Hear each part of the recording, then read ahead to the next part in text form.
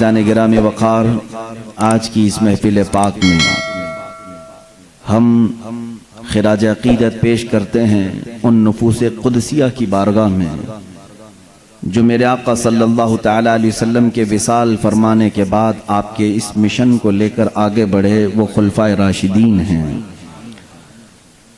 اور کل جیسے کہ میں نے آپ کے سامنے عرض کیا، صحابہ ستاروں کی مانند ہیں۔ ان ستاروں میں اگر سب سے بڑے چمک والے ستارے ہیں تو یہ چار خلفاء ہیں۔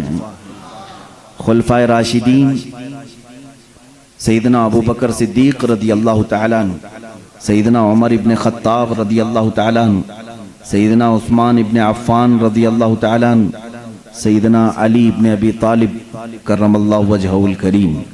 ان چار بزرگ ہستیوں کو کیا کہا جاتا ہے؟ خلفائے راشدین۔ بلکہ ان کے نام تو ہر سنی مسلمان کو ایسے یاد ہونا چاہیے، شاید و باید ہماری کوئی مسجد ہوگی جس کی محرابوں میں یہ نام نہ ہو۔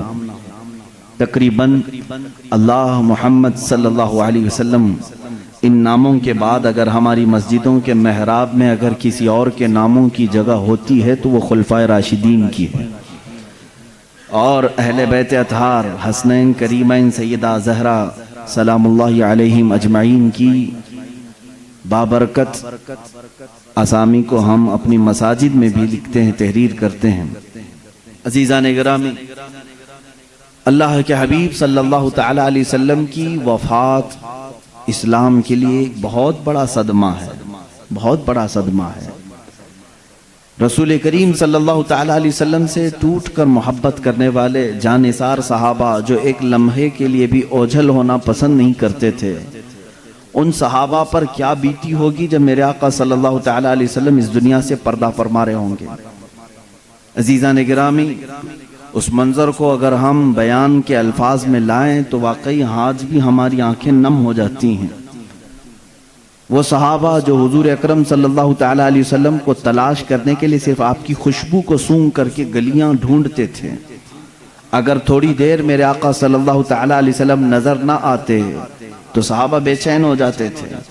ان کا تو مذہب یہی تھا، النظرۃ الی وجہ رسول اللہ، رسول اللہ صلی اللہ تعالی علیہ وسلم کے چہرے کی طرف دیکھنا وہ اپنی زندگی کا عین مقصد سمجھتے تھے۔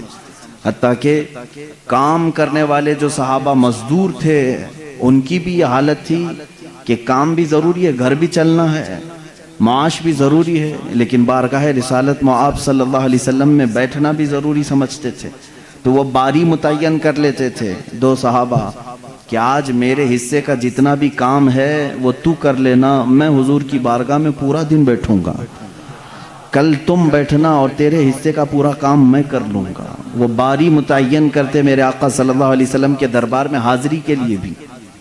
تو ان صحابہ اکرام کے لیے ایک ایسی آزمائش کا لمحہ تھا جب ربیع الاول شریف کا مہینہ آیا، یہ حجۃ الوداع جو ہوا، آخری حج میرے آقا صلی اللہ تعالی علیہ وسلم کا 11ویں ہجری تھی۔ حضور صلی اللہ تعالی علیہ وسلم کو ہجرت فرما کر مکمل 10 سال ہو چکے تھے، 11ویں ہجری چل رہی تھی۔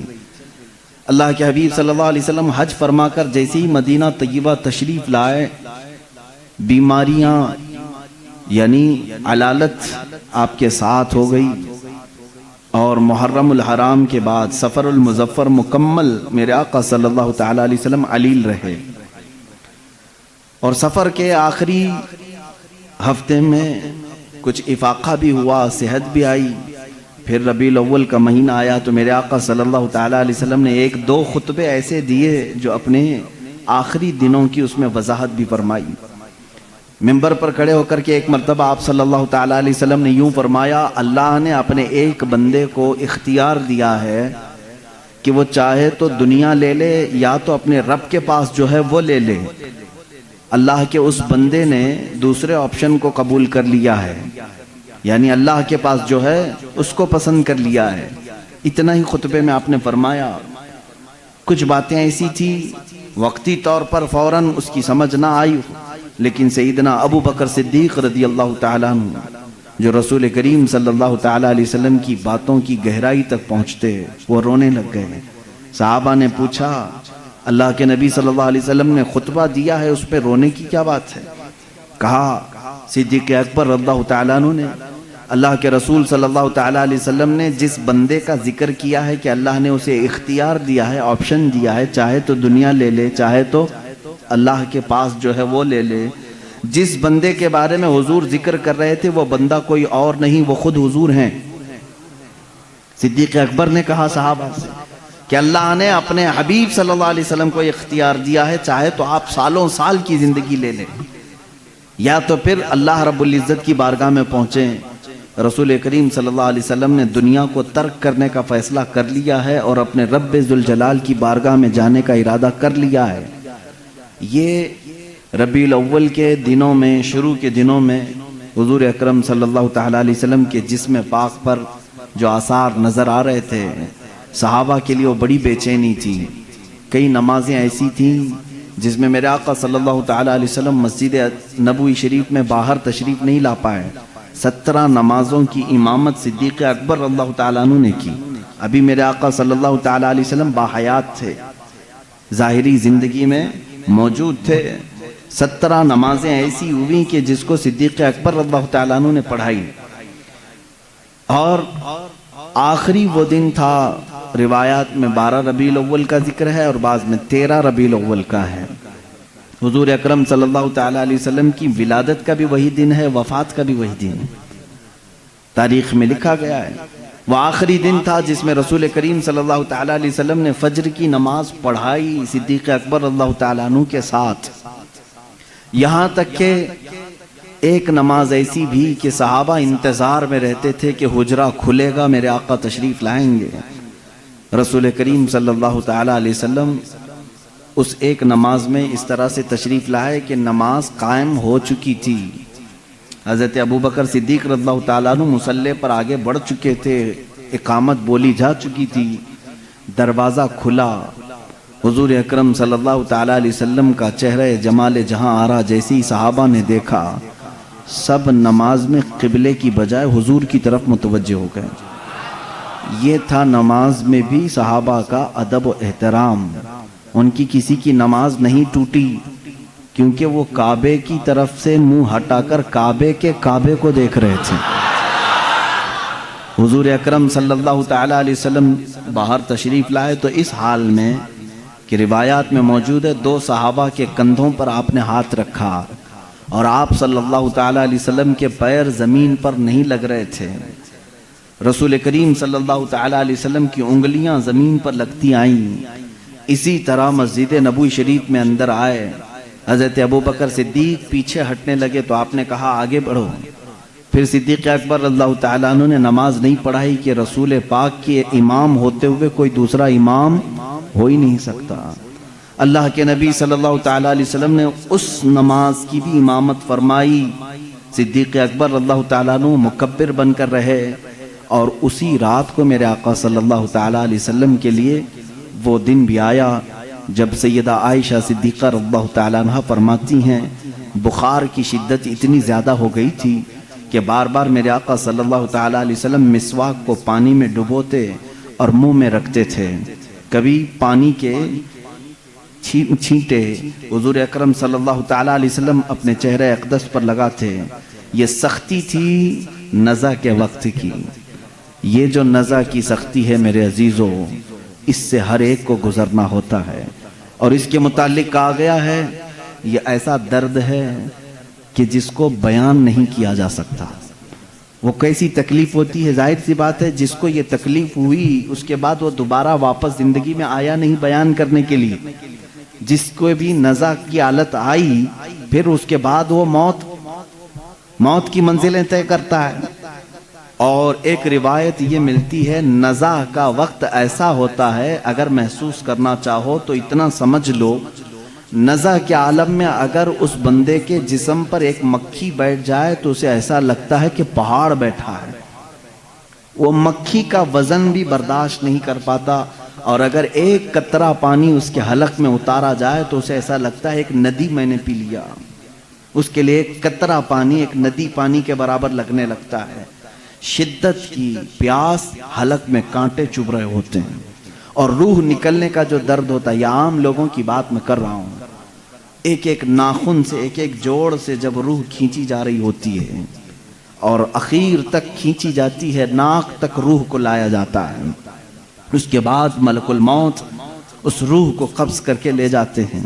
میرے عزیزو، ایک مجھے بات یہاں پر یہ یاد آتی ہے، ماں عائشہ صدیقہ رضی اللہ تعالیٰ عنہ فرماتی ہیں اچانک دروازے پر دستک ہوئی اور ملک الموت آئے تھے، اجازت طلب کر رہے تھے کہ یا رسول اللہ صلی اللہ علیہ وسلم کیا میں اندر آ سکتا ہوں؟ حضور اکرم صلی اللہ علیہ وسلم نے فرمایا عائشہ یہ فرشتہ کسی کی بھی روح نکالنے کے لیے اجازت نہیں لیتا، یہ مجھ سے اجازت لیا ہے اور اس کے بعد اب کبھی کسی سے اجازت نہیں لے گا۔ ملک الموت کو بھی یہ حکم تھا اللہ کی طرف سے، نبی اگر اجازت دیں تو روح قبض کرنا۔ پھر وہ کیسے لوگ ہیں جو کہتے ہیں کہ محمد صلی اللہ علیہ وسلم مالک و مختار نہیں تھے؟ مالک و مختار نہیں تھے، یہاں تو روح نکالنے کے لیے بھی اللہ نے پابند کیا ہے ملک الموت کو۔ جو فرشتہ کسی سے نہیں پوچھتا وہ رسول سے پوچھ کر کے حجرے میں آ رہا ہے۔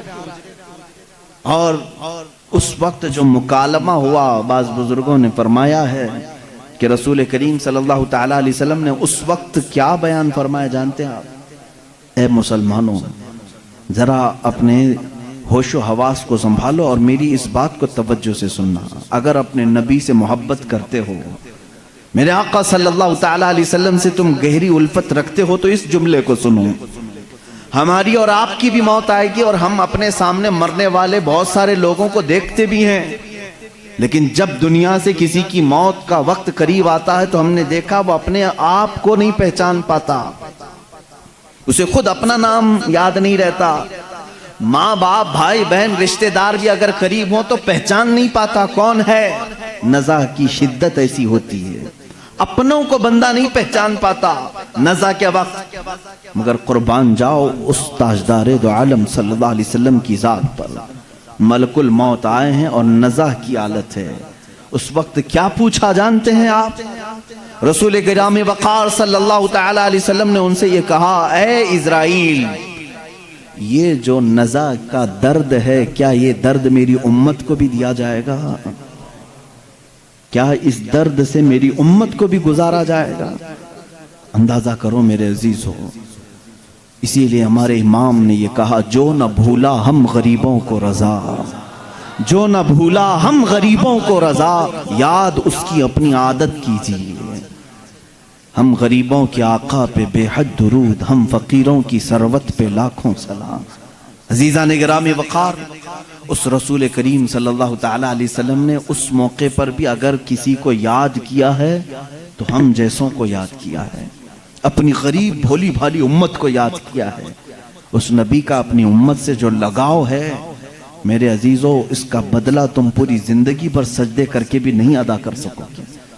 وہ رسول گرامی وقار صلی اللہ تعالیٰ علیہ وسلم ہیں جو ہمارے درد کا اور ہمارے غموں کا احساس رکھتے تھے۔ باقی یہ دنیا جھوٹی ہے جو تمہیں کہتی ہم تمہارے مددگار ہیں، ہم تمہارے آسرا اور سہارا بنتے ہیں، یہ سب جھوٹ بولتے ہیں۔ اے امت کے غیور بندو، نوجوانوں، تمہارا آسرا، تمہارا سہارا، تمہارا مددگار حقیقت میں کوئی نہیں، سب دکھاوے کرتے ہیں۔ حقیقت میں اگر تمہارے غموں کا کوئی مداوع کر سکتا ہے تو تاجدار مدینہ کی ذات ہے صلی اللہ تعالی علیہ وسلم۔ میں جو بات کرنے جا رہا ہوں وہ یہ ہے کہ ام المومنین عائشہ صدیقہ رضی اللہ تعالیٰ عنہ فرماتے ہیں، اسی حالت میں ان کے زانوں پر سر رکھ کر کے میرے آقا صلی اللہ علیہ وسلم لیٹے تھے، ملک الموت اسرائیل علیہ السلام نے آپ کی روح پاک کو نہایت ہی ادب و احترام کے ساتھ نکالا اور اپنے رب ذوالجلال کی بارگاہ میں لے کر چل پڑے۔ اللہ کے حبیب صلی اللہ تعالیٰ علیہ وسلم پاکیزگی کی حالت میں تھے، رات کا وقت تھا اگرچہ، لیکن چہرہ اسی طرح چاند کی طرح روشن تھا۔ سب سے پہلے حجرے میں داخل ہونے والے سیدنا ابو بکر صدیق رضی اللہ تعالیٰ عنہ، حضرت ابو بکر صدیق رضی اللہ تعالیٰ عنہ تشریف لائے، حضور صلی اللہ تعالیٰ علیہ وسلم کو دیکھا، پیشانی مبارکہ نہایت ہی ٹھنڈی تھی۔ آپ نے میرے آقا صلی اللہ علیہ وسلم کے ماتھے کا بوسہ لیا اور کہا، اے اللہ کے نبی، جو موت آنی تھی وہ آ گئی، اب اس کے بعد موت کا درد دوبارہ اللہ کبھی آپ کو نہیں دے گا، کبھی دوسری موت آپ پر نہیں آئے گی۔ اس کا مطلب یہ ہے کہ صدیق اکبر کا یہ عقیدہ تھا کہ ایک موت کے بعد میرا نبی اب ہمیشہ کے لیے زندہ ہو گیا ہے، جو موت آنی تھی وہ آ گئی۔ اللہ کے حبیب صلی اللہ علیہ وسلم اس کے بعد برزخی زندگی میں زندہ ہو چکے۔ اب جو معاملات تھے، یہ پیر کا دن تھا، پیر کا دن گزر کر رات آئی تھی۔ اب جیسے ہی باہر آ کر کے اعلان ہوا، مسجد نبوی میں صحابہ کھچا کھچ بھرے ہوئے تھے۔ وہ اس لیے نہیں کہ موت کی خبر سننی ہے، بلکہ ہمہ وقت چہرے رسول کی زیارت کے لیے بیٹھے رہتے تھے کہ دروازہ کھلے گا، پردہ ہٹے گا، ہم نبی مکرم صلی اللہ علیہ وسلم کے چہرے کو ایک بار دیکھیں گے۔ وہ صحابہ رات بھر اس حجرے کی طرف دیکھتے رہتے تھے۔ صبح کی اذان ہو جاتی تھی، صبح سے جو بیٹھتے ظہر تک پڑھتے ہوئے رہتے تھے کہ چہرہ انور کی زیارت جس کو وہ عبادت سمجھتے تھے۔ لیکن آج دروازہ کھلا اور صدیق اکبر رضی اللہ تعالیٰ عنہ جیسے ہی آ کر یہ اعلان فرماتے ہیں، گویا کہ صحابہ کے جسموں پر بجلی گر گئی، وہ جہاں تھے وہیں ساکت و جامد رہ گئے۔ ایسی پوزیشن کی تاریخ میں لکھی گئی ہے، مدینے والوں پر ایسی کبھی آفت نہیں آئی جس طرح وفات رسول کی غم کی خبر ان پر آئی تھی۔ صحابہ جہاں تھے وہیں کھڑے رہ گئے، کسی کو کچھ سمجھ میں نہیں آتا۔ حضرت عثمان غنی رضی اللہ تعالیٰ عنہ کا حال یہ تھا کہ وہ زمین پر ایسے بیٹھے رہ گئے کہ کوئی ان کو ہلاتا تو بھی نہیں ہلتے تھے، کبھی ان کو کوئی اٹھاتا تو نہیں اٹھتے تھے۔ رات گزر گئی، صبح کے وقت سیدنا عمر فاروق رضی اللہ تعالیٰ عنہ کا حال تو یہ تھا کہ جیسے ان کو خبر دی گئی، وہ اپنی تلوار نکال کر کے مدینے میں باہر گلیوں میں اس طرح گھومتے تھے، جوش سے آوازیں نکالتے تھے، خبردار اگر کسی نے کہہ دیا میرے نبی کا انتقال ہوا ہے، میں اس کی گردن مار دوں گا، میں اس کی گردن اڑا دوں گا۔ میرا آقا و مولا فوت نہیں ہوا ہے، میرے رسول کی وفات نہیں ہوئی ہے، میں اس کی گردن اڑا دوں گا اگر کوئی کہہ دے کہ میرے نبی کا انتقال ہوا ہے۔ وہ ان کا جوش تھا، فرط محبت میں کہے جا رہے تھے۔ لیکن اس پوری سچویشن کو دوسرے روز اگر کسی نے سنبھالا دیا ہے تو صدیق اکبر کی ذات ہے۔ سیدنا ابو بکر صدیق رضی اللہ تعالیٰ عنہ نے سب کو جمع کیا مسجد نبوی شریف میں، صحابہ سے پوچھا کہ تم اب تک کس کی عبادت کرتے تھے، محمد صلی اللہ علیہ وسلم کی یا اللہ کی؟ سن لو، جو محمد صلی اللہ علیہ وسلم کی عبادت کرتے تھے ان کا کام تھا اللہ کی طرف سے وہ آئے اور انہوں نے امانت بندوں تک پہنچائی اور پھر وہ واپس اپنے رفیق اعلیٰ کے پاس چلے گئے۔ تو جو ان کی عبادت کرتا تھا وہ سمجھ لے کہ ان کا انتقال ہو چکا، اور جو اللہ کی عبادت کرتا تھا وہ سمجھ لے اللہ آج بھی زندہ ہے اور ہمیشہ زندہ رہے گا۔ اور آیت کریمہ انہوں نے تلاوت کی، وَمَا مُحَمَّدٌ إِلَّا رَسُولٌ قَدْ خَلَتْ مِن قَبْلِهِ الرُّسُلُ أَفَإِن مَّاتَ اور یہاں سے کہتے ہیں اللہ تعالیٰ کی آیت پڑھ کر کے او قُتِلَ انقلبتم علی اعقابکم، اللہ نے فرمایا محمد صلی اللہ علیہ وسلم اللہ کے ایک رسول ہیں، ان سے پہلے بھی رسول آئے اور چلے گئے، اگر اس رسول کی وفات کے بعد کوئی منہ پھیر لیا، دین چھوڑ دیا، اللہ فرماتا فَلَن يَضُرَّ اللَّهَ، تو اس نے اللہ کا کچھ نہیں بگاڑا، اللہ کا کچھ بھی نقصان نہیں ہوگا، جو کچھ بھی بگڑے گا وہ تمہارا خود کا بگڑے گا۔ رسول کے بعد کوئی بھی منہ نہ پھیرے اس شریعت سے، کوئی اس راستے سے اس اسلام سے ہٹے نہ۔ یہ صدیق اکبر رضی اللہ تعالیٰ عنہ کا خطبہ تھا، اسی خطبے سے آج تک اسلام زندہ ہے میرے عزیزو۔ اسی لیے اسلام شخصیتوں سے نہیں چلتا ہے۔ آج میں تمہارے سامنے بیٹھا ہوں، اس مسجد کا مصلی میری ذات سے وابستہ نہیں ہے، مجھ جیسے ہزار امام آئیں گے، ہزار مقرر آئیں گے، ہزار علماء آئیں گے، لیکن دین پھلتا ہے، پھولتا ہے۔ رب تعالیٰ اس شجر کو صبح قیامت تک قائم و دائم رکھے گا، اس چراغ کو ہزاروں پھونکنے والے بھی آئیں گے، مگر اللہ اس چراغ کے نور کو صبح قیامت تک زندہ رکھے گا، اس لیے کہ اس اسلام کی پوری ذات کو اللہ رب العزت نے کسی ایک شخص سے نہیں رکھا، بلکہ اس کی حفاظت خود اللہ نے اپنے ذمہ کرم پر رکھی ہے۔ عزیزان گرامی، یہاں سے اب میرے آقا صلی اللہ تعالیٰ علیہ وسلم کی تدفین کا معاملہ آیا۔ بدھ کے دن اللہ کے حبیب صلی اللہ علیہ وسلم کی تدفین عمل میں آئی۔ اس میں بھی بڑے معاملات ہوئے، صحابہ اکرام رضوان اللہ تعالی علیہم اجمعین کے آپسی جو معاملات ہیں میں یہاں سے اب ذکر کرنا شروع کروں گا۔ آج ہوش و حواس سنبھال کر کے آپ غور سے ان باتوں کو سنیں کہ ہمارا سچا اور ستھرا عقیدہ کیا ہونا چاہیے، صحابہ کے متعلق، اہل بیت کے متعلق اور اسلام کے متعلق صحیح عقیدہ کیا ہے۔ صحابہ انسان تھے، رسول کریم صلی اللہ تعالی علیہ وسلم کے جانثار صحابہ، وہ جتنے بھی اعلیٰ تھے، پرہیزگار تھے، بڑے مقامات پر تھے، لیکن تھے کیا؟ انسان۔ انسانی تقاضا ہے کہ کچھ معاملات میں اختلافات ہوتے رہتے ہیں۔ حضور صلی اللہ تعالی علیہ وسلم کی سب سے پہلی بات آئی غسل کے لیے۔ حضور اکرم صلی اللہ تعالی علیہ وسلم کا غسل دیا جائے کہ نہیں دیا جائے؟ صحابہ ابھی اس بات میں ڈسکس کر رہے تھے۔ بعض نے کہا ہم نے آج تک میرے آقا صلی اللہ تعالی علیہ وسلم کے لباس کو اترتے ہوئے نہیں دیکھا، ہم میں سے کون ہے جو آپ کا لباس اتارے گا؟ صحابہ اکرام رضوان اللہ تعالی علیہم اجمعین نے، بعض نے کہا نہیں، ہر ایک کو غسل دینے کا حکم خود میرے آقا صلی اللہ علیہ وسلم نے فرمایا، ہم کیوں نہ دیں؟ اسی اثنا میں بیر غرس کا پانی لایا بھی گیا، اور روایات یہ بتاتی ہیں کہ تھوڑی دیر کے لیے صحابہ کو غشی طاری ہوئی۔ غشی کا مطلب سمجھتے ہیں کہ جیسے بے ہوشی آتی ہے یا جھانپ جس کو کہتے ہیں، نیند آنے سے پہلے جھٹکے لگتے ہیں۔ جو صحابہ حجرہ رسول میں تھے انہیں جھانپ لگی یا اونگ آئی، غشی طاری ہوئی تھوڑی دیر کے لیے، اور جیسے ہی ان کی آنکھیں کھلی انہوں نے دیکھا رسول کریم صلی اللہ تعالی علیہ وسلم کو مکمل غسل دیا جا چکا تھا۔ یہ تاریخ میں کہیں نہیں ہے کہ کس نے غسل دیا ہے، اللہ کے حبیب صلی اللہ تعالی علیہ وسلم غسل دے کر کے آرام فرما تھے۔ یہ منظر ہونے کے بعد صحابہ نے کہا آپس کا اختلاف ہی ختم ہو گیا، دفن کہاں کریں؟ دفن کے لیے صحابہ میں پھر باتیں آئی۔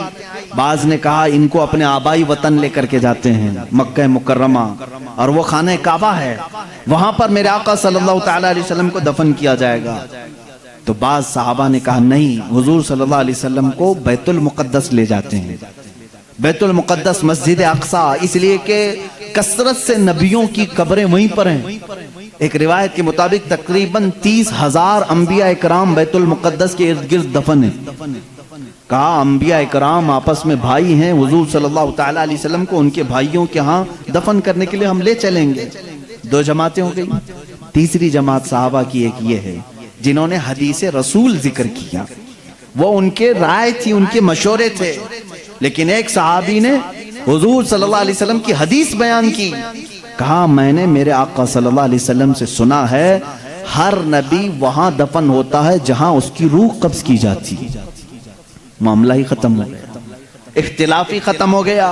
حضور صلی اللہ علیہ وسلم نے فرمایا ہر نبی کو اسی زمین پر دفن کیا جاتا ہے جس زمین میں ان کی روح قبض ہوئی۔ آخری وقت وہ کہاں لیٹے تھے؟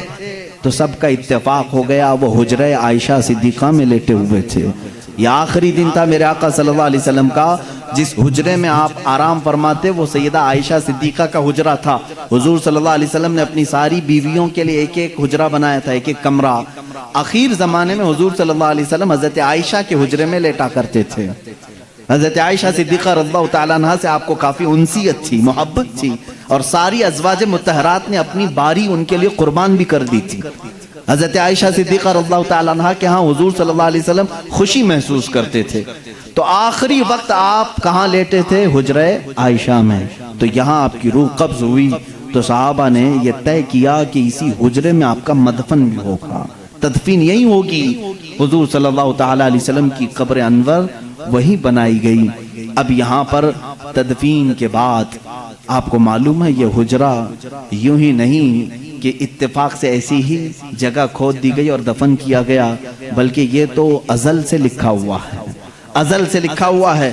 علماء اور محدثین نے فرمایا جو ٹکڑا میرے آقا صلی اللہ علیہ وسلم کے جسم ناز سے لگا ہوا ہے زمین کا، جہاں میرے آقا صلی اللہ علیہ وسلم کی قبر اطہر بنی ہے، اس کے متعلق فرمایا گیا وہ زمین کا اتنا حصہ عرش اعظم سے بھی افضل ہے، عرش اعظم سے بھی افضل ہے۔ اعلیٰ حضرت رضی اللہ تعالیٰ عنہ نے اپنے ایک شعر میں یوں فرمایا ہے کہ خم ہو گئی پشت فلک اس تانے زمین سے، یعنی آسمان اپنی بلندی کے بار بار دعوے کرتے رہتا ہے، آسمان میں بلند ہوں، مجھ میں چاند ہے، مجھ میں ستارے ہیں، مجھ میں سورج ہے. تو وہ زمین کو تانے دیتے رہتا تھا، آسمان بار بار تانے دیتا تھا، تو نیچے ہے میں اوپر ہوں، تو نیچے ہے میں اوپر ہوں. اعلیٰ حضرت رضی اللہ تعالیٰ عنہ نے اس کو ایک شعر میں لکھ دیا ہے، خم ہو گئی پشت فلک اس تانے زمین سے. آسمان کی پشت مطلب پیٹ ٹیڑھی ہو گئی، ایک ہی بار زمین نے تانا دے دیا. خم ہو گئی پشت فلک اس تانے زمین سے، سن ہمارا ہم پر وہ سرور اعلیٰ ہے، یہ رتبہ ہے ہمارا. یعنی تیرے پاس چاند سورج سارے ستارے ہوں گے، لیکن میرے پاس جو دولت ہے وہ کسی کے پاس نہیں، وہ رسول کریم صلی اللہ علیہ وسلم کی ذات اقدس ہے. میرے عزیزوں، میں یہاں تک کہ معاملہ کیوں عرض کر رہا ہوں، مجھے لمبی تاریخ عرض کرنی ہے. حضور صلی اللہ علیہ وسلم کی وفات کے بعد اب جو معاملات آئے وہ یہی کہ آپ صلی اللہ تعالیٰ علیہ وسلم کی اس تخت کو، اس مصلح کو اب کون سنبھالے گا. مصلح سے مراد صرف مسجد میں نماز پڑھانا نہیں ہے، بلکہ پوری امت کی امامت کرنی ہے، ان کی دیکھ بھال بھی کرنی ہے، ان کے بچوں کو بھی، ان کی عورتوں کو بھی، رعایا کو بھی، وزیر و سپاہیوں کو بھی، جنگوں کے معاملات بھی، تجارت کے معاملات بھی، غرضے کے ہر معاملے میں امامت کرنی ہے. تو ظاہر سی بات ہے کون ہے جو اس رسول کریم صلی اللہ تعالیٰ علیہ وسلم کے سجادے کو سنبھالے گا. اب اسی اسنا میں میٹنگیں ہوئی صحابہ اکرام رضوان اللہ تعالیٰ علیہ مجمعین کی. میں بہت ڈیپ میں آپ کو نہیں لے جانا چاہتا، اس لیے کہ مسلمان کو اتنے ڈیپ میں جانے کی ضرورت ہی نہیں، کیونکہ شیطان ورغلاتا ہے. کیا کیا ہوا تھا یہ باتیں شیعہ بہت بیان کرتے ہیں. بنی ساعدہ مدینے میں ایک کٹا تھا جہاں پر ایک میٹنگ جمع ہوئی، جس میں سب سے پہلے میٹنگ جمانے والے حضرت عمر فاروق تھے رضی اللہ تعالیٰ عنہ. سیدنا عمر فاروق رضی اللہ تعالیٰ عنہ نے صحابہ کو جمع کر لیا. اب انصار اور مہاجرین دو صحابہ کی جماعتیں ہیں نا، جو مدینے والے تھے وہ انصار ہیں، جو ہجرت کر کے آئے تھے وہ مہاجرین ہیں. تو مہاجرین صحابہ اس میں سے سب جمع ہوئے، اکثر جو ہجرت کر کے آئے تھے، اور ادھر انصار صحابہ کی الگ میٹنگ ہو رہی تھی. حضرت سعد ابن ابی عبادہ رضی اللہ تعالیٰ عنہ، اور اس میں حضرت سعد جو ہے وہ لیڈنگ کر رہے تھے. انصار صحابہ کی میٹنگ میں یہ بات ہو رہی تھی کہ مدینہ طیبہ میں حضور صلی اللہ تعالیٰ علیہ وسلم تشریف لائے ہیں، تو لہٰذا آپ کا مصلح، آپ کی خلافت انصار میں سے کوئی سنبھال لے. لیکن میرے عزیزوں، ان انصار کی محبت پہ بھی قربان جائے. جگہ ان کی ہے، مدینہ ان کا ہے، مسجد نبوی ان کی زمین پر بنی ہے، سارے مہاجرین کو انہوں نے ہی پناہ دی ہے. اب ظاہر سی بات ہے ان کا حق تھا، وہ بول سکتے تھے کہ آگے خلافت انصار میں سے ہوئی ہونی چاہیے. حضرت عمر فاروق رضی اللہ تعالیٰ عنہ جانتے تھے قریش کا دماغ کیا ہے. حضور صلی اللہ علیہ وسلم کا جو خاندان ہے وہ قریش ہے، ان کی ذہنیت کیا ہے، ان کا دماغ کیا ہے، وہ اچھی طرح جانتے تھے. سب انصار صحابہ کو انہوں نے جمع کیا اور کہا آپ کی فضیلت کے ہم قائل ہیں، لیکن ایک بات یاد رکھ لیں، اگر خلافت رسول اللہ صلی اللہ علیہ وسلم کے خاندان کو چھوڑ کر دوسرے خاندان میں چلی جائے تو پھر معاملات درہم برہم ہو سکتے ہیں، اور حضور صلی اللہ علیہ وسلم کے جو اہل بیت ہیں، جو خاندان والے ہیں، کہیں ان کی ناراضگی کا بھی سبب نہ بنے. انصار نے جیسی ہی یہ سنا ساری خلافت سے وہ دستبردار ہو گئے. کہا ہم اس کے ہاتھ پر بیعت کریں گے جو رسول اللہ کے خاندان سے تعلق رکھتا ہے. اب اس بات پر اتفاق ہوا تو پوچھا گیا حضور کے خاندان والے قریش کون کون ہیں. سب آئے، سب لوگوں نے جمع ہو کر کے الگ الگ نام لینے ہی تھے، ابھی کسی نے نام لیا نہیں تھا. سیدنا عمر فاروق رضی اللہ تعالیٰ عنہ آگے بڑھتے ہیں اور کہتے ہیں اے لوگوں، تمہیں معلوم ہے جب رسول کریم صلی اللہ تعالیٰ علیہ وسلم نے نبوت کا اعلان فرمایا تھا تو سب سے پہلے اسلام لانے والوں میں چند لوگوں کے نام ہیں. ان میں سے پہلا ایک نام سیدنا ابو بکر صدیق کا ہے. حضور صلی اللہ علیہ وسلم نے خود فرمایا بہت سارے لوگوں نے اسلام قبول کیا، لیکن سب نے مجھ سے کچھ نہ کچھ سوال کیا، آپ آخری رسول ہیں کیا علامت ہے، آپ سچے نبی ہیں کیا دلیل ہے. لیکن ایک بندہ ایسا ہے جس نے بغیر دلیل پوچھے ایمان لایا، وہ ابو بکر ہے، وہ ابو بکر صدیق رضی اللہ تعالیٰ عنہ ہیں. انہوں نے حضور صلی اللہ علیہ وسلم سے کبھی نہیں پوچھا آپ آخری رسول ہیں کیا ہے آپ کے پاس علامت، بلکہ حضور صلی اللہ علیہ وسلم نے ایک بار صرف ان سے کہا میں اللہ کا نبی ہوں. انہوں نے کہا آمنا و صدقنا یا رسول اللہ، ہم ایمان لائے اور آپ کی تصدیق کرتے ہیں اے اللہ کے رسول. حضرت عمر نے ان کی فضیلت میں خطبہ دیا. تمہیں معلوم ہے جب رسول کریم صلی اللہ تعالیٰ علیہ وسلم مکہ سے ہجرت کر رہے تھے تو اپنے ساتھ کس کو لیا تھا؟ ابو بکر صدیق رضی اللہ تعالیٰ عنہ کو لیا تھا. تمہیں معلوم ہے اپنی زندگی میں جب میرے آقا صلی اللہ علیہ وسلم علالت پر بستر پر تھے اس وقت اپنے مصلے پر کس کو بڑھایا تھا؟ ابو بکر صدیق کو بڑھایا تھا. حضرت عمر کہتے ہیں رسول اللہ صلی اللہ علیہ وسلم نے جس کو ہماری نمازوں کا امام پسند کیا ہے ہم اپنے دنیاوی معاملات میں اس کو کیوں نہ امام تسلیم کریں؟ سب سے پہلے میں صدیق اکبر کے ہاتھ پر بیعت کرتا ہوں. حضرت عمر کی بات دیکھ کر سارے صحابہ نے حضرت ابو بکر صدیق کے ہاتھ پر بیعت کیا. یہاں سے خلافت کا نظام شروع ہوا. یہ خلافت شروع ہوئی. سب سے پہلے خلافت کو بھی بادشاہی نظام پر قائم نہیں کیا گیا. یہ سعودی نظام نہیں ہے باپ مرے گا تو بیٹا حکومت کرے گا. رشتہ داروں کا نظام نہیں ہے بلکہ میرے آقا صلی اللہ تعالیٰ علیہ وسلم نے اس سیلیکشن کو امت کے اوپر چھوڑ دیا تھا. ورنہ رسول کریم صلی اللہ تعالیٰ علیہ وسلم اپنی زندگی میں بتا کر کے جاتے میرے بعد فلاں کو ہونا چاہیے. یہ معاملات میرے آقا نے کبھی بھی کسی کو نہیں بتائے. آج شیعہ کہتے ہیں رافضی کہتے ہیں حضور صلی اللہ علیہ وسلم نے اپنی زندگی میں حضرت علی کو ہی خلیفہ بنایا تھا باقی سارے خلیفاؤں نے ان کی خلافت کو غصب کر لیا چھین لیا تھا ان کو خلافت نہیں دی. یہ پروپیگنڈا پھیلاتے ہیں. کہیں سے بھی ایک دلیل نہیں ملے گی. اچھا آپ حضرت علی کو کمزور سمجھتے ہیں؟ وہ حیدر کرار ہے وہ اسد اللہ ہے جس کو اللہ کے نبی نے فرمایا اللہ کے شیروں میں سے ایک شیر ہے. اگر حضرت علی رضی اللہ تعالیٰ عنہ کو حضور صلی اللہ علیہ وسلم نے بنایا ہوتا تو کیا وہ اپنا حق چھوڑ کر کسی کو دے دیتے؟ وہ سیدنا علی کرم اللہ وجہہ الکریم حق کے لیے جب کھڑے ہوتے تو پھر سامنے کسی کو نہیں دیکھتے تھے کسی کو نہیں دیکھتے. انہیں بھی معلوم تھا کہ خلافت کو رسول کریم صلی اللہ علیہ وسلم نے امت کے اوپر چھوڑا ہے. امت کا سب کا اتفاق ہوا حضرت ابو بکر صدیق رضی اللہ تعالیٰ عنہ کی ذات پر تو سبوں نے بیعت کی. حضرت علی کرم اللہ وجہہ الکریم نے بھی بیعت فرمائی اگرچہ تھوڑی تاخیر کے بعد لیکن آپ نے بھی بیعت فرمائی. اور حضرت ابو بکر صدیق رضی اللہ تعالیٰ عنہ نے جس کو جو کام دیے سبوں نے خوشی خوشی ان کاموں کو انجام بھی دیا. یہ دور نہایت ہی سنہرا دور تھا بہت ہی عظیم دور تھا. رسول کریم صلی اللہ تعالیٰ علیہ وسلم کی جتنی سنتیں ہیں جتنے طریقے تھے ان سب کو حضرت ابو بکر صدیق نے اپنی خلافت میں استعمال فرمایا. حضرت ابو بکر صدیق رضی اللہ تعالیٰ عنہ کا حال تو یہ تھا خلافت کو سنبھالنے کے بعد جانتے ہیں کپڑوں کی ایک تھیلی اٹھا کر کے بازار میں جانے لگے. حضرت عمر نے پوچھا کہاں جا رہے ہیں؟ کہا کپڑے بیچ کر کے گھر تو چلانا ہے کام کاج کے لیے کہ میں کچھ کپڑوں کی تجارت کروں اور اپنا گھر بھی سنبھالوں. خلافت پر قائم ہونے کے بعد میرے عزیزو اس وقت تک اسلام کافی دور تک پھیل چکا تھا. حضرت ابو بکر صدیق رضی اللہ تعالیٰ عنہ خلیفۃ المسلمین منتخب ہو گئے. گلی کے نکڑ کے کارپوریٹر نہیں وہ خلیفۃ المسلمین ہیں. باوجود اس کے تھیلا اٹھا کر کے کپڑے بیچنے کے لیے جا رہے ہیں تو سیدنا عمر فاروق رضی اللہ تعالیٰ عنہ نے انہیں روک لیا.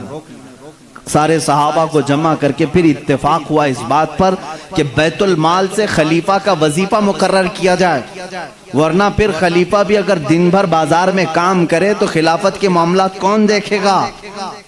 تو سب نے سب سے پہلے بیت المال سے وظیفہ مقرر کیا ہر مہینے کا. وہ کتنا تھا وہ چند درہم میں تھا.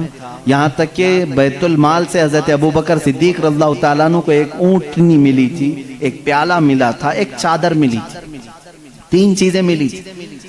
اور وظیفہ جو مقرر ہوا تھا وہ اتنا تھا کہ آپ کے گھر میں چند روٹیاں بن جاتی تھی بس اس کے علاوہ زیادہ آپ نے نہیں طلب کیا.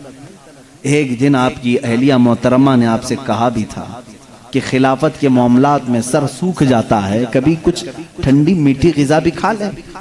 آپ نے کیا کہا اپنی اہلیہ سے کہا میرے پاس اتنے پیسے کہاں ہیں کہ میں شہد خرید سکوں گھی خرید سکوں. گھی اور شہد خریدنے کے پیسے نہیں خلیفۃ المسلمین کے پاس. ان کی اہلیہ نے کہا میرے پاس جمع کیے ہوئے تھوڑے پیسے ہیں وہ لے جائیے آپ شہد اور گھی خرید کر کے لائیے. کہا تمہارے پاس کہاں سے آئے؟ کہا جو آپ مہینے میں دیتے ہیں گھر کے خرچ کے لیے اس میں سے تھوڑا تھوڑا بچا کر کے میں نے رکھا ہے. عورتیں تھوڑا تھوڑا بچاتی رہتی ہیں. حضرت ابو بکر صدیق رضی اللہ تعالیٰ عنہ نے فرمایا لاؤ اس کو. وہ لا کر کے دی ایک پوری کافی اس میں درہم جمع ہوئے تھے ہر مہینے شاید تھوڑا تھوڑا وہ جماتی ہوں.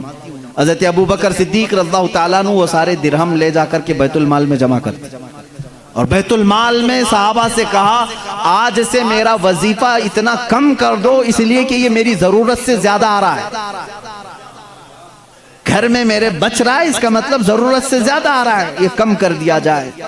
ماں عائشہ صدیقہ رضی اللہ تعالیٰ عنہ فرماتی ہیں جب حضرت ابو بکر صدیق کی وفات کا وقت قریب آیا تو حضرت عائشہ کو انہوں نے قریب بلایا، کہا اے عائشہ مجھے لگتا ہے کہ میں گھڑی دو گھڑی کا مہمان ہوں، میرے پاس ایک اونٹنی ہے، ایک چادر ہے جسے میں اوڑھ کے سوتا ہوں، اور وہ برتن جس میں ہم کھانا کھاتے ہیں، یہ تینوں بیت المال کے ہیں، یہ ہمارے گھر کے لیے اس وقت تک جائز ہیں جب تک میں خلیفہ ہوں، جہاں میری روح قبض ہو فوراً یہ تینوں چیزیں بیت المال میں جمع کر دوں۔ حضرت عائشہ رضی اللہ تعالیٰ عنہ فرماتی ہیں جس دن حضرت ابو بکر صدیق کا وصال ہوا اس کی شام ہونے سے پہلے یہ تینوں سامان بیت المال میں جمع ہو چکے تھے۔ حضرت عمر فاروق رضی اللہ تعالیٰ عنہ نے اس دن ایک جملہ کہا تھا اے ابو بکر آپ نے اپنے بعد آنے والوں کو تو تھکا دیا ہے، آپ کے برابر کون ہو پائے گا؟ اتنے سخت طریقے سے آپ خلافت کو لے کر کے چلے کہ اس پر چلنا اب ہر کس و ناقص کا کام نہیں۔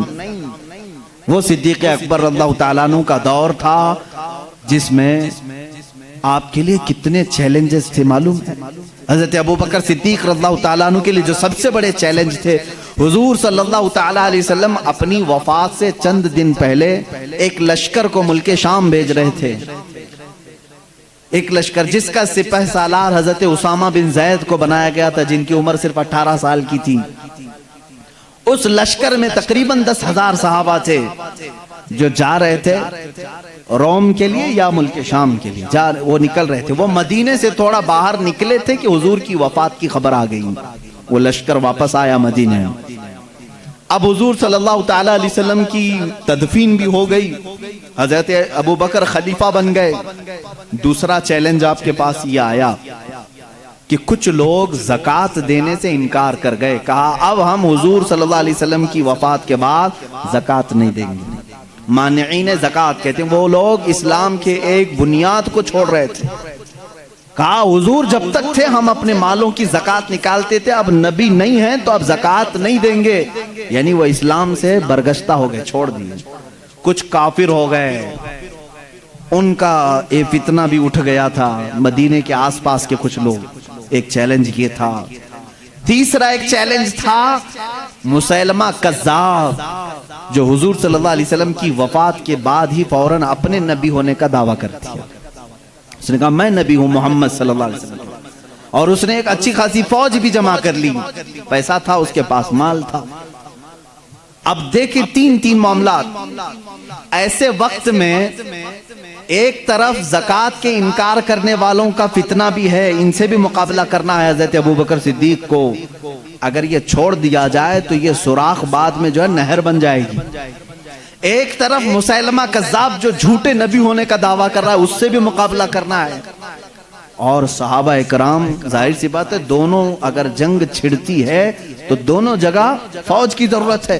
اس اثنا میں حضرت ابو بکر صدیق رضی اللہ تعالیٰ عنہ اسامہ بن زید کو کہتے ہیں جس لشکر میں حضور صلی اللہ علیہ وسلم نے تمہیں روم یا شام بھیجا تھا اس لشکر کو لے کر جاؤ، اس لشکر کو لے کر جاؤ، اس میں 10,000 صحابہ جا رہے ہیں۔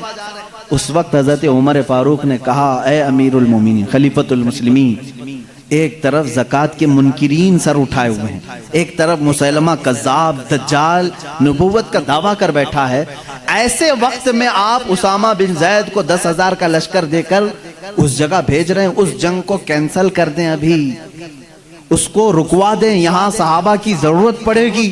حضرت ابو بکر کی بات دیکھیں، کہتے ہیں اے عمر تمہاری بات صحیح ہے، لیکن میں اس لشکر کو نہیں لوٹا سکتا جس کو رسول اللہ نے روانہ کیا تھا۔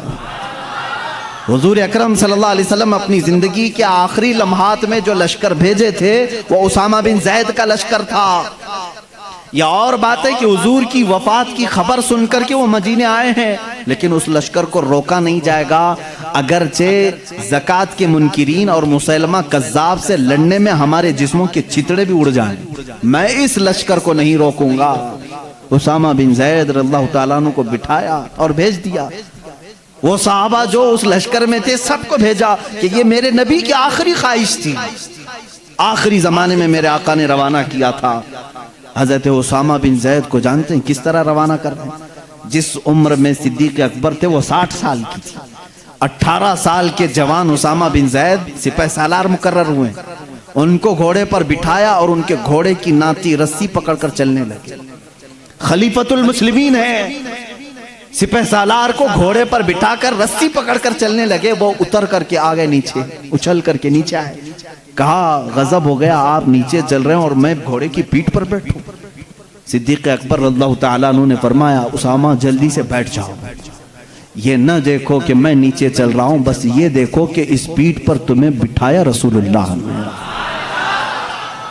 اس گھوڑے کی پشت پر تمہیں اللہ کے نبی نے بٹھایا ہے، اس کے بعد کوئی اور ہو ہی نہیں سکتا تمہیں اس پشت سے نیچے اتار سکے۔ یہ صدیق اکبر کا جذبہ تھا۔ کہا اے امیر المومنین آپ چھوڑ دیں، آپ رخصت کر دیں، مدینے سے باہر تک آنے کی آپ کو ضرورت نہیں، یہ لشکر روانہ ہو جائے گا، آپ یہاں سے خدا حافظ کہہ دیں۔ لیکن حضرت ابوبکر صدیق رضی اللہ تعالیٰ عنہ رسی پکڑ کر چلنے لگے۔ کہا اسامہ بن زید خلافت کی ذمہ داری میرے اوپر آ گئی، میں معاملات سنبھالنے میں لگ گیا، خواہش تو میری بھی تھی کہ میں تمہارے ساتھ لشکر میں جاتا، حضور اکرم صلی اللہ علیہ وسلم نے جس لشکر کو روانہ کیا اس میں بھی شامل ہوتا، لیکن میں جا نہیں سکتا خلافت کے معاملات کو لے کر، صرف رسی پکڑ کر کے اس لیے چل رہا ہوں کہ کل بروز قیامت جب اس لشکر کے نام پکارے جائیں تو سپہ سالار کی گھوڑے کی رسی پکڑنے والے میں میرا بھی نام آ جائے گا۔ اتنی نسبت کے لیے وہ گھوڑے کی رسی پکڑ کر کے جا رہے تھے۔ اے میرے عزیزو، رسول کریم صلی اللہ تعالیٰ علیہ وسلم، اللہ کے حبیب صلی اللہ تعالیٰ علیہ وسلم سے جانثاری کا جو جذبہ تھا وہ صدیق اکبر رضی اللہ تعالیٰ عنہ کے جسم اقدس میں بدرز آتم موجود تھا۔ آپ کی خلافت کے پورے معاملات میں بیان نہیں کر سکوں گا، اس لیے کہ آج میں نے چاروں خلفاء کو ذکر کیا ہے، ظاہر سی بات ہے آپ جانتے ہیں وقت بہت تیزی سے گزرتا ہے، اور ہم اس سے پہلے ایک ایک خلیفہ کی زندگی پر ایک ایک دن پورا بیان کرتے تھے۔ حضرت ابوبکر صدیق رضی اللہ تعالیٰ عنہ کے روشن فتوحات میں سے یہ ہے، اسامہ بن زید کو بھیجا، یہ بھی فتح پا کر کے واپس لوٹے اور بہت سارا مال غنیمت لے کر کے آئے، اور ایک فوج مسیلمہ کذاب سے لڑنے کے لیے بھیجی، مسیلمہ کذاب کو بھی قتل کر کے وہ صحابہ آئے جھوٹے نبی کو، ایک فوج مانعین زکوٰۃ کے پیچھے بھیجی، ان کا بھی خاتمہ کر کے وہ مدینے آئے۔ صرف ایک سال کے اندر صدیق اکبر رضی اللہ تعالیٰ عنہ نے ساری شورشوں کو، سارے فتنوں کو سب ختم کر دیا تھا۔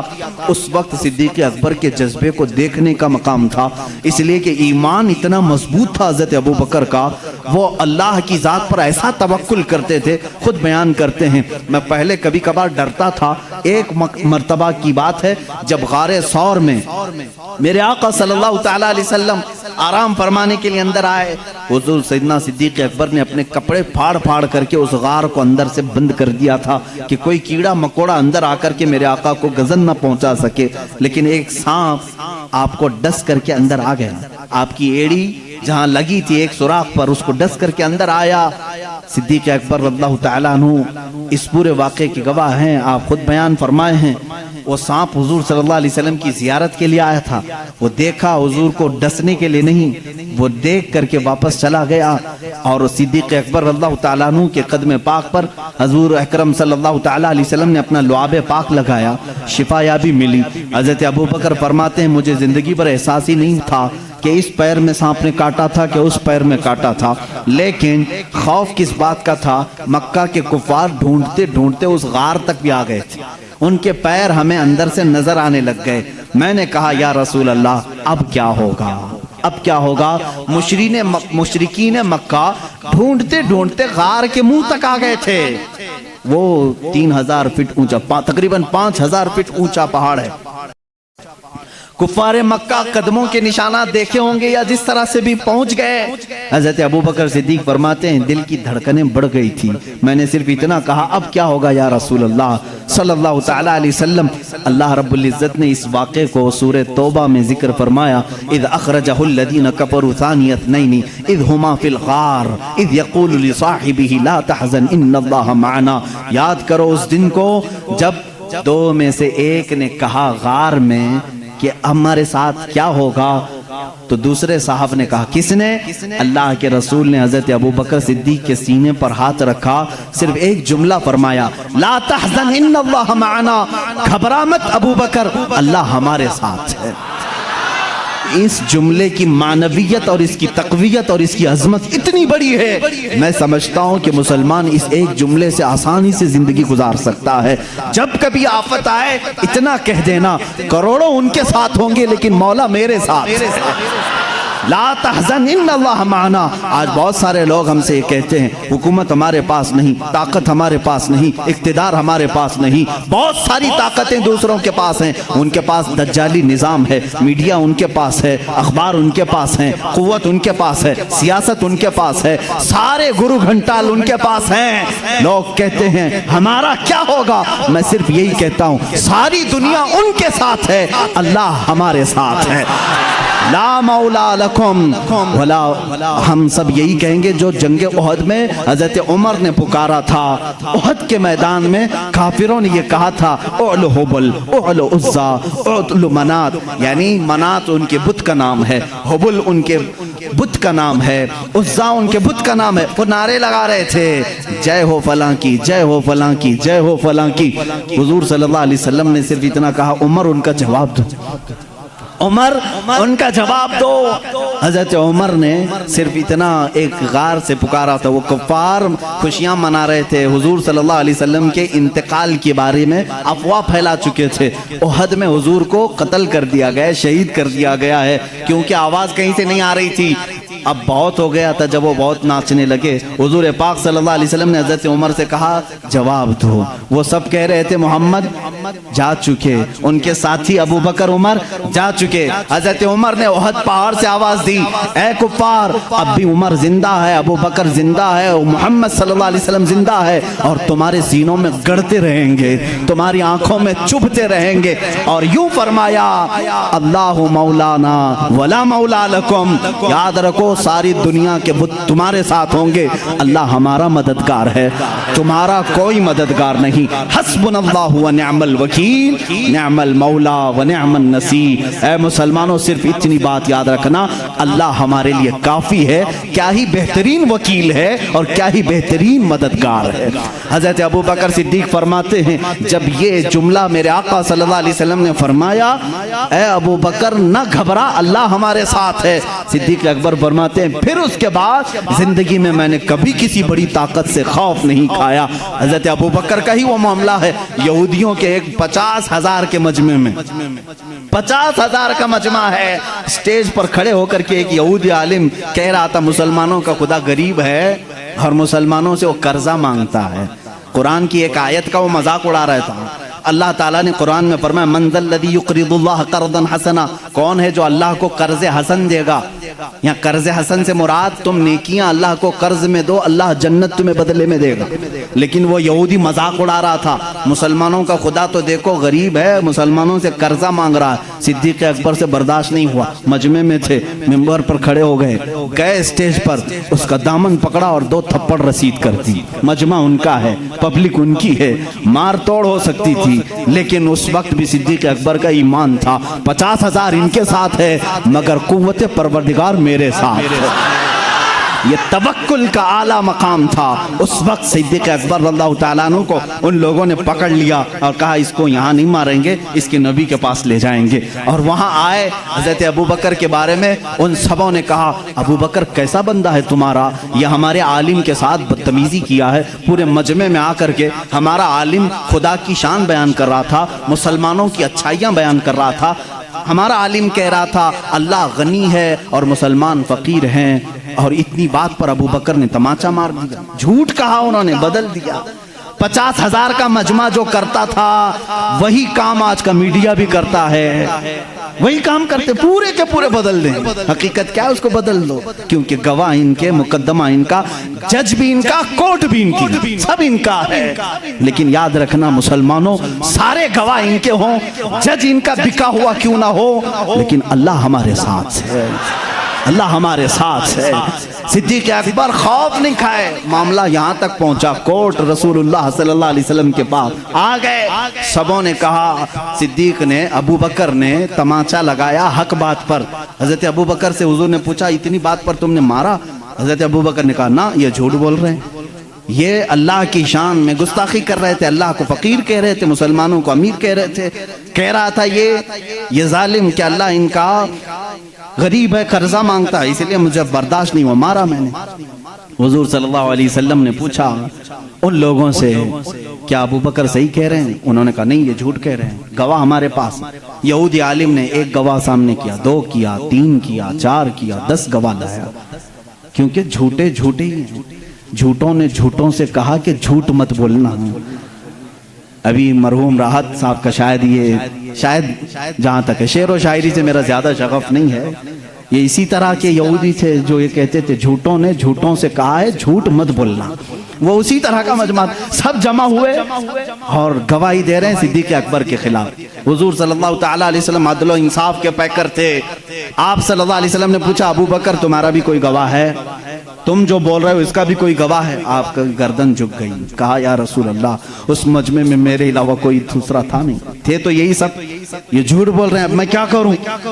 عدالت ایویڈنس پر چلتی ہے نا، ثبوت پر چلتی ہے۔ حضور اکرم صلی اللہ علیہ وسلم نے فرمایا، ابو بکر تیرا کوئی گواہ نہیں، ان کے پاس اتنے گواہ ہیں۔ ابھی یہ بات چل رہی تھی، جبرائیل امین آیت لے کر کے آ گئے، وہی اترنے کے آثار آئے، رسول کریم صلی اللہ علیہ وسلم کے پاس آیت نازل ہوئی، لقد سمع اللہ قول الذین قالوا ان اللہ فقیر ونحن اغنیاء۔ اے اللہ کے رسول، اللہ گواہی دیتا ہے، یہ سارے یہودی کہہ رہے تھے اللہ فقیر ہے اور مسلمان غنی ہیں۔ صدیق اکبر نے جھوٹ نہیں کہا، ان کی گواہی کے لیے اللہ کافی ہے، اللہ کافی۔ اللہ تعالیٰ کی طرف سے آیت آئی، کیا صدیق کی شان ہے، تم اکیلے ہو مگر گواہی کے لیے رب تمہارے ساتھ ہے، اللہ تمہارے ساتھ۔ مسلمانوں گھبرانا نہ، غم نہ کرو، اگر کسی موقع پر تنہا ہو گئے انتظار کرنا، اگرچہ آج آیتیں نہیں اترتی لیکن مولا کا عذاب تو ضرور آ ہی سکتا ہے۔ بنا لو تم جو کچھ بھی کرنا ہے، بنا لو، مسلمانوں کے چہرے کھود ڈالو، مسلمانوں کی گردنیں اکھاڑ دو، مسلمانوں کی عزتوں کے ساتھ کھلواڑ کرو، مسجدوں کو تہس نہس کرو۔ تم کیا سمجھتے ہو زمین تمہارے باپ کی ہے؟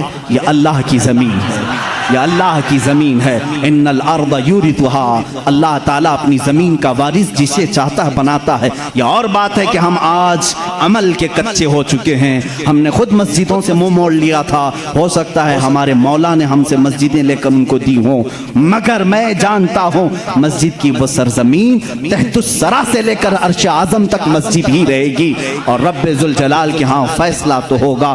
تم اگرچہ عدالتوں کو خرید سکو تو خرید لو، لیکن ایک دن وہ آئے گا جب آواز آئے گی لمن الملک اليوم، آج کی بادشاہت کس کی ہے، آج کی حکومت کس کی ہے؟ پھر جواب بھی آئے گا للہ الواحد القہار، قہر کرنے والے ایک خدا کی آج حکومت ہے۔